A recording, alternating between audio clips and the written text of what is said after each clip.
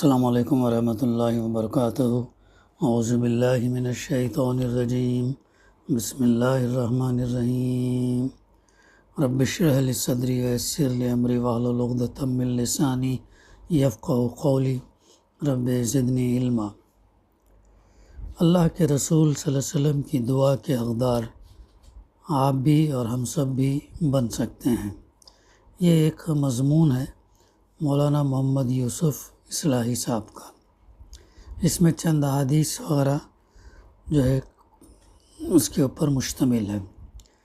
حضرت ابو ہریرہ رضی اللہ عنہ سے روایت ہے کہ رسول کریم صلی اللہ علیہ وسلم نے فرمایا،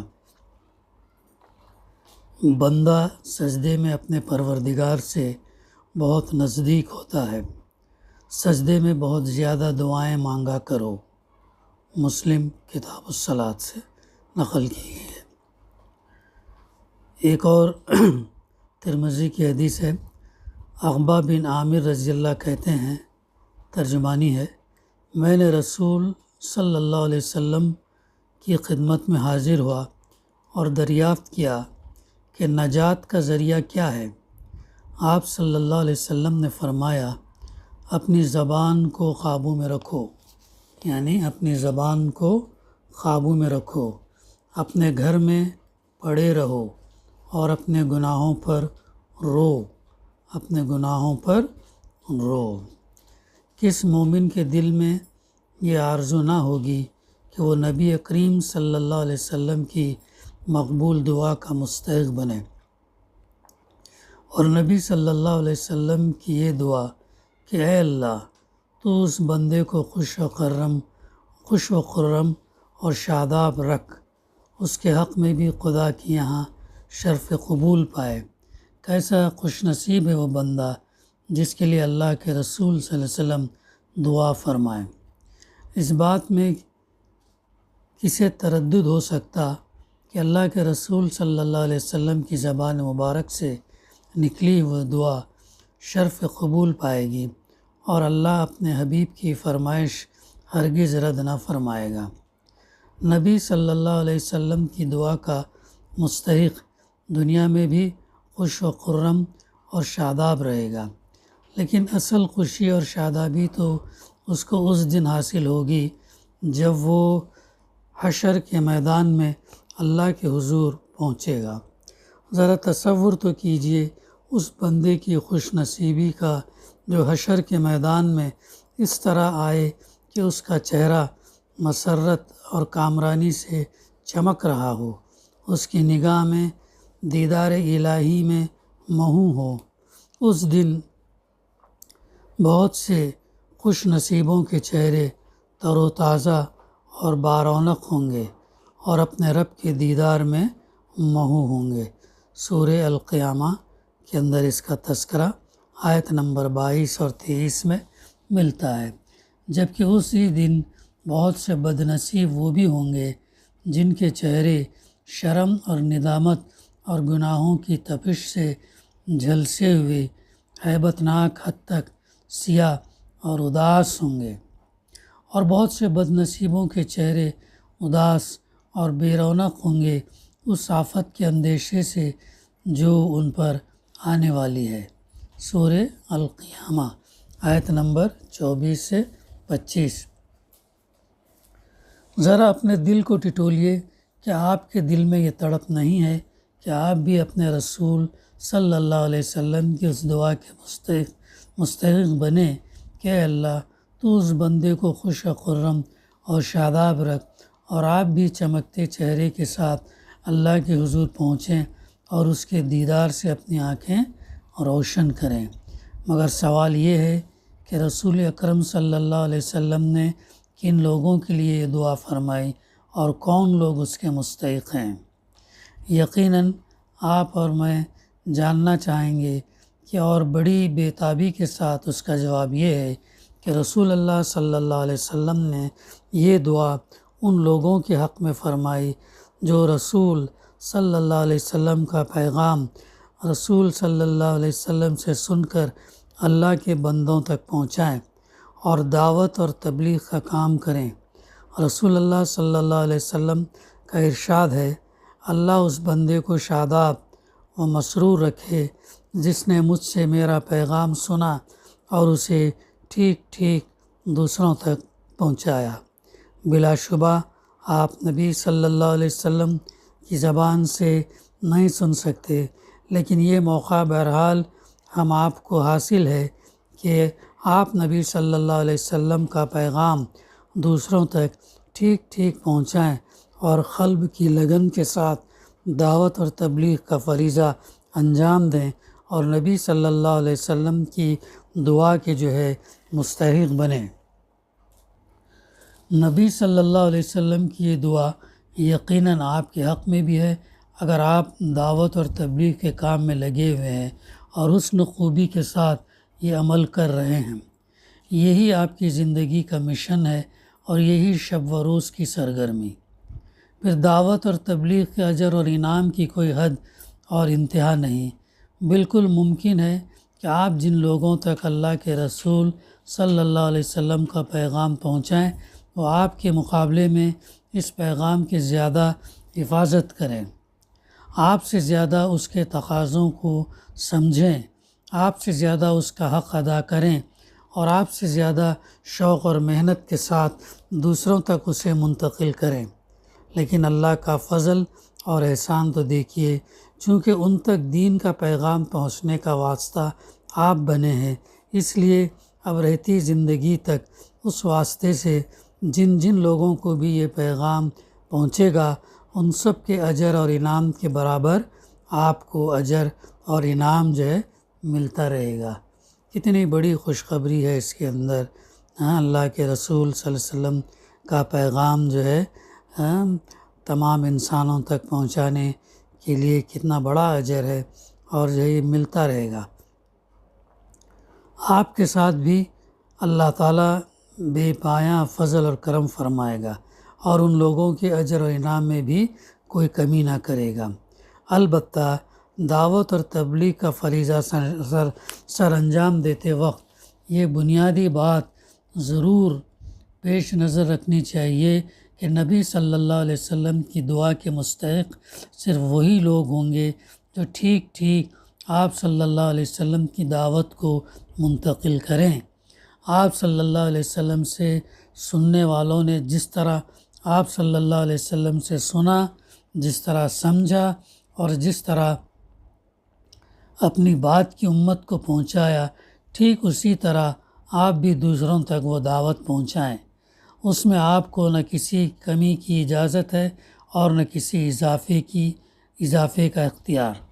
اگر آپ اسی آرزو کے ساتھ دعوت دین کا کام کر رہے ہیں کہ نبی صلی اللہ علیہ وسلم کی دعا کے مستحق بنیں، اللہ کا دیدار آپ کو نصیب ہو اور قیامت کے دن آپ کامیاب اور شادماں اللہ کے حضور پہنچیں، تو آپ نہ کسی ملامت کرنے والے کی ملامت کی پرواہ کریں، نہ کسی لالچ سے مروب ہوں، نہ کسی قوت سے خوف کھائیں اور نہ کسی آزمائش سے ہراساں ہوں۔ ہر آنے والی آفت کا مردانہ وار مقابلہ کریں اور اللہ کا دین بے کم و کاست ٹھیک ٹھیک اللہ کے بندوں تک پہنچائیں اور اس تمنا کے ساتھ یہ سب کچھ کریں کہ نبی صلی اللہ علیہ وسلم کی دعا آپ کے حق میں قبول ہو، دنیا میں بھی آپ کامیاب و شادماں ہوں اور کل قیامت کے روز بھی آپ کا چہرہ مسرت اور کامرانی سے دمک رہا ہو۔ نبی اکرم صلی اللہ علیہ وسلم کا ارشاد ہے، خدا اس بندے کو مسرور اور شاداب رکھے جس نے مجھ سے کچھ سنا اور پھر اس کو ٹھیک اسی طرح اس نے دوسروں تک پہنچایا جس طرح مجھ سے سنا تھا۔ ترمذی کی روایت ہے، ترمذی کے اندر ہی ملتی ہے۔ اور اللہ کے رسول صلی اللہ علیہ وسلم نے وہ بڑا حضرت علی رضی اللہ سے فرمایا، بلغوا انی ولو آیا، اے علی رضی اللہ پہنچاؤ میری جانب سے خواہ ایک آیت ہی کیوں نہ ہو، یہ تمہارے لیے 100 سرخ اونٹ سے بہتر ہے اگر ایک شخص بھی اس کے ذریعے سے ہدایت پائے۔ کتنی اہم بات ہے، کتنی بڑی خوشخبری ہے جو اللہ کے رسول صلی اللہ علیہ وسلم نے حضرت علی رضی اللہ عنہ کو اور آپ کے توسط سے امت مسلمہ میں جو لوگ یہ کام کریں گے ان کے لیے جو ہے بہت بڑی خوشخبری ہے۔ تو ہمیں جو ہے یہ کوشش کرنی چاہیے، موقع ڈھونڈتے رہنا چاہیے کہ کس طریقے سے اللہ کا کلام اور اللہ کے رسول صلی اللہ علیہ وسلم کی تعلیمات لوگوں تک ہم پہنچائیں، اور ساتھ ساتھ پہنچانے سے فائدہ یہ بھی ہوتا کہ ہم اس پر عمل کرنے کی توفیق بھی اللہ تعالیٰ عطا فرماتا۔ ظاہر ہے جب ہم کسی کو یہ دعوت دیں گے تو کچھ نہ کچھ تو سوچیں گے کہ اس کے بارے میں میرا عمل کیسا ہے، میرا رویہ کیسا ہے، میں جو بات کسی کو بتا رہا ہوں کیا میں اس پر عمل کر رہا ہوں۔ یہ اللہ تعالیٰ ہم کو سوچنے کی، سمجھنے کی اور عمل کرنے کی توفیق عطا کرے۔ چند واقعات اور بھی انقلاب کے اس میں آئے ہیں، بڑے اچھے تاریخی خلفائے راشدین کے دور کے واقعات ہیں۔ 3 واقعات ہیں، میں آپ کے سامنے وہ پیش کرتا ہوں۔ تعمیل رسول صلی اللہ علیہ وسلم، جب حضرت ابوبکر صدیق رضی اللہ مسند خلافت پر فائز ہوئے، اس وقت مرکز خلافت اندرونی اور بیرونی خطرات سے گھرا ہوا تھا۔ اسی دوران اسامہ بن زید رضی اللہ کے لشکر کی دوبارہ روانگی کا سوال سامنے آیا۔ یہ لشکر آپ صلی اللہ علیہ وسلم کی حلالت اور وصال کی خبر سن کر واپس آ گیا تھا۔ مدینے کے حالات سے صحابہ میں تشویش تھی۔ صحابہ اکرام نے مشورہ دیا کہ ملک میں امن اور امان کی بحالی اور مدینے کے تحفظ تک یہ فیصلہ جو ہے مؤخر کر دیا جائے، پوسپون کر دیا جائے۔ تو حضرت ابوبکر صدیق رضی اللہ نے اس موقع پر تاریخی جواب دیا، ہسٹوریکل جواب دیا، بہت اہم جواب دیا۔ یعنی کیسے کیسے ہمارے اسلاف رہے ہیں، کیسے کیسے ہمیں واقعات ملتے ہیں جس سے ہمیں نصیحت، سبق لینا چاہیے اور اپنی زندگی کے اندر ان اصولوں کو جو ہے لانا چاہیے۔ کیا جواب دیا ابوبکر صدیق رضی اللہ نے؟ فرمایا، جس لشکر کو رسول اکرم صلی اللہ علیہ وسلم نے آراستہ کیا میں اسے روک نہیں سکتا، جسے رسول اللہ صلی اللہ علیہ وسلم نے مقرر کیا میں کون ہوں کہ اسے جو ہے معزول کرنے والا ہوں۔ یہ ہے وہ تاریخی جملہ جو ابوبکر صدیق رضی اللہ نے دیا۔ پھر ایک اور واقعہ، حضرت عبداللہ بن عمر رضی اللہ نے کچھ اونٹ خریدے اور سرکاری چراگاہ میں چرنے کے لیے بھیج دیے۔ دیکھیں، غور کریں، یہ واقعہ بھی کتنا سبق آموز ہے۔ اس کے اندر ہم دیکھیں کہ عمر فاروق رضی اللہ عنہ کا انصاف اور جو حضرت عبداللہ بن عمر کی جو ہے اطاعت اور ان کے فرمان، ان کے حکم کی تعمیل، کتنا بڑا ہم کو اس کے اندر سبق ہے۔ جب وہ اونٹ فربا ہو گئے تو فروخت کرنے کے لیے بازار لے گئے۔ سیدنا فاروق اعظم رضی اللہ نے بازار میں دیکھا تو دریافت کیا یہ فربا اونٹ کس کے ہیں؟ تو بتایا گیا کہ عبداللہ بن عمر رضی اللہ کے ہیں، یعنی خلیفہ کے صاحبزادے عبداللہ بن عمر، ان کے اونٹ ہیں۔ تو امیر المومنین نے انہیں طلب کیا اور کیفیت معلوم کی۔ انہوں نے عرض کیا، میں نے انہیں خریدا اور چراگاہ میں بھیج دیا۔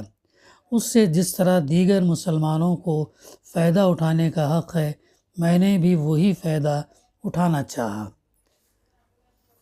امیر المومنین کا بیٹا ہونے کی وجہ سے، فرمایا عمر فاروق رضی اللہ نے، امیر المومنین کا بیٹا ہونے کی وجہ سے سرکاری ملازموں نے تمہارے اونٹوں کی نگہداشت کی، خود تم نے اس پر ملازم نہ رکھا۔